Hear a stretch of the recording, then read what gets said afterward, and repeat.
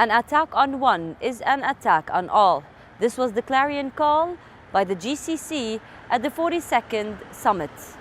Security and strategic ties top the agenda. The summit is expected to stress cohesion after a deep rift at a time of regional concern over Iran and rising economic rivalry within the oil-producing bloc.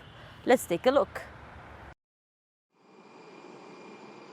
Bahrain, Kuwait, Oman, Qatar, Saudi Arabia, and the United Arab Emirates. Together, they form the Gulf Cooperation Council, or the GCC, a union of Arab states.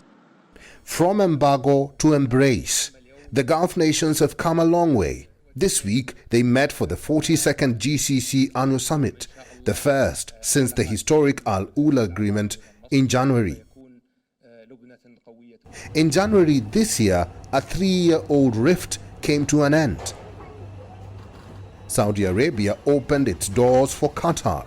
It opened a new era of possibilities. But how did it start? The rift began in 2017. Saudi-led Gulf Cooperation Council severed ties with Qatar. This was after an article published by hackers. It accused Qatar of criticizing the mounting anti-Iran sentiment. While Qatar was quick to take down the fake article, the damage had already been done. The Gulf nations imposed a blockade on Qatar, cutting off diplomatic and trade ties and imposing a land, sea and air embargo on the country. They accused Qatar of supporting terrorism. Doha repeatedly rejected the accusations as baseless. But now, with the 42nd GCC summit, is the conflict all but over? For many, it is a new era of pragmatism. In focus are three main issues: the Iran nuclear talks in Vienna, economic ties amid a pandemic, and combating climate change. The idea is that of solidarity, of a united Arab world. The Gulf Cooperation Council says an attack on one will be an attack on all.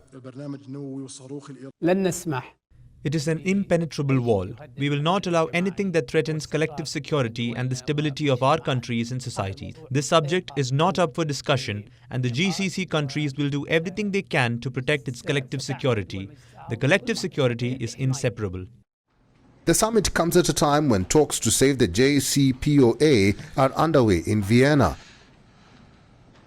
The goal was to discuss how to deal with Iran as well as the war in Yemen, Tehran's links with the Houthi rebels, and the role of Iran-linked groups in West Asia.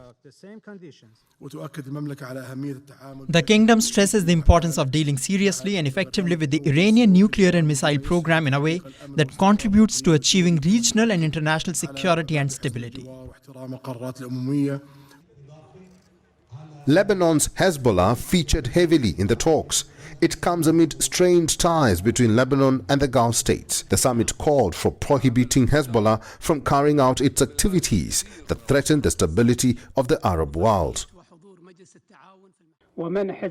We call to prevent the terrorist Hezbollah from conducting terrorist operations and supporting militias and terrorist groups which destabilize the Arab countries, in addition to the importance of strengthening the role of the Lebanese army and the necessity of limiting arms to legitimate state institutions. But not just Iran. The 42nd GCC summit comes at a time of rapprochement. In focus were long-standing projects including the implementation of the Gulf Customs Union, a common market, economic citizenship, and the construction of a Gulf rail network.